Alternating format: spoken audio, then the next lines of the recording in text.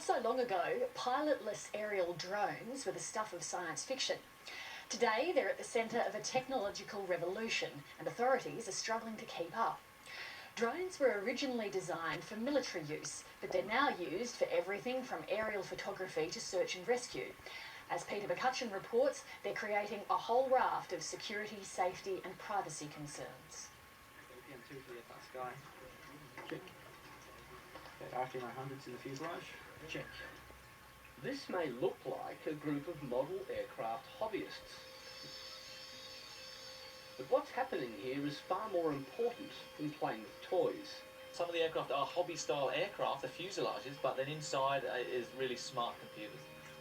This is an international competition sponsored by some of the biggest players in Australian aviation, looking for a new edge in a technological revolution. The aviation industry calls these unmanned airborne vehicles, or UAVs, highly sophisticated aircraft with GPS tracking, cameras and video.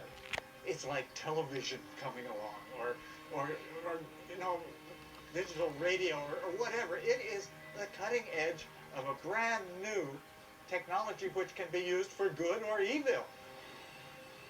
The dawning age of the drone throws up as many challenges as it does breathtaking opportunities.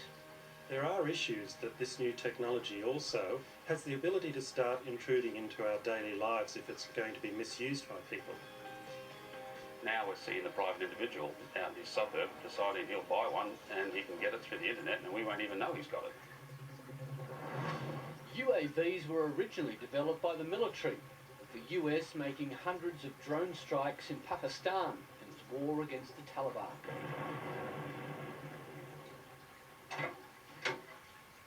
But this technology is being increasingly taken up by civilians.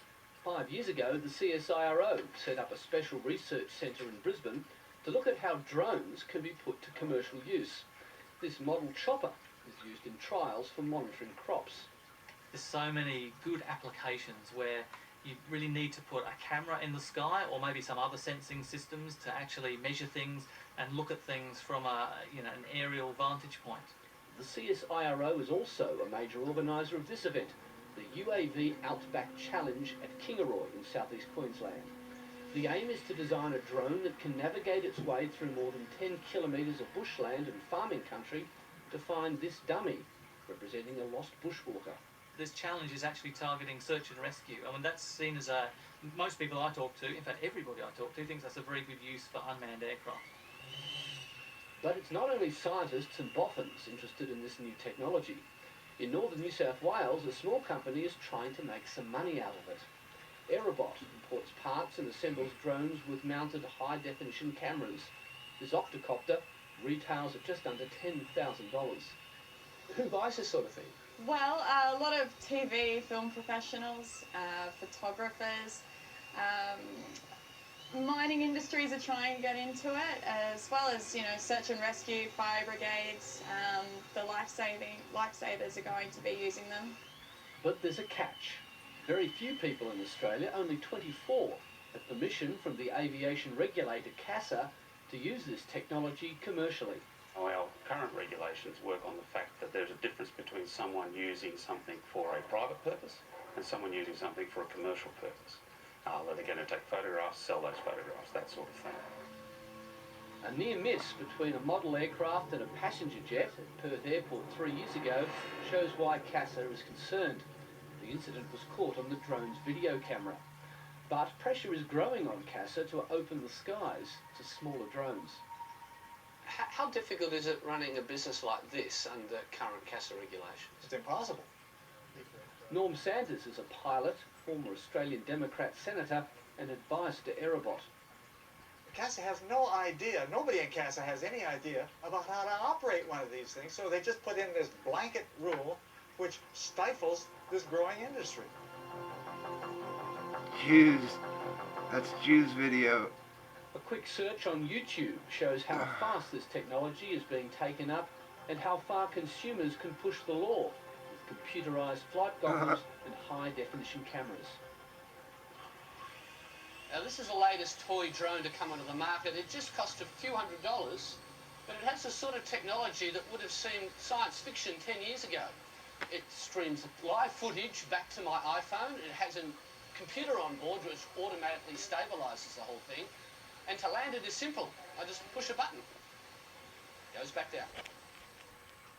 For its part, CASA admits the genie is out of the bottle. So I think what's happened here is we've seen an explosion in these in the number of vehicles that are available. As I said, the internet, access to relatively cheap vehicles made overseas, from predominantly in China. That's happened very, very quickly. I don't think anyone foresaw that. The head of CASA, John McCormick, says the regulator is now looking at introducing a weight limit to make it easier for commercial operators to use smaller drones. 10 pounds in the US. The plethora of small vehicles that are available now and their capabilities, that most probably is impossible for us to enforce.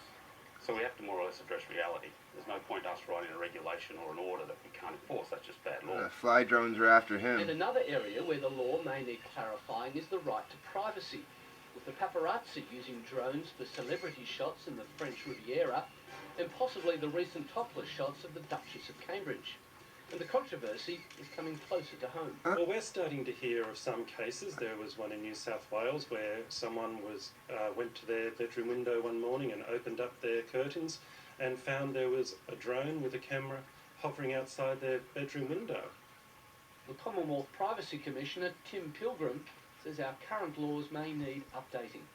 If an individual is using one, say a neighbour or someone in your street, many of the laws we have don't apply to the activities of those individuals.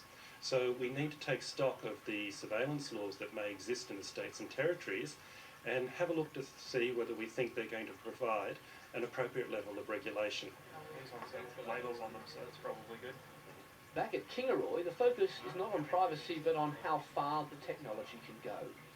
Several manufacturers of larger drones, Lockheed Martin and the Boeing subsidiary In Situ Pacific, are keen observers, looking to expand into the civilian market, starting off with searches and patrols in remoter areas.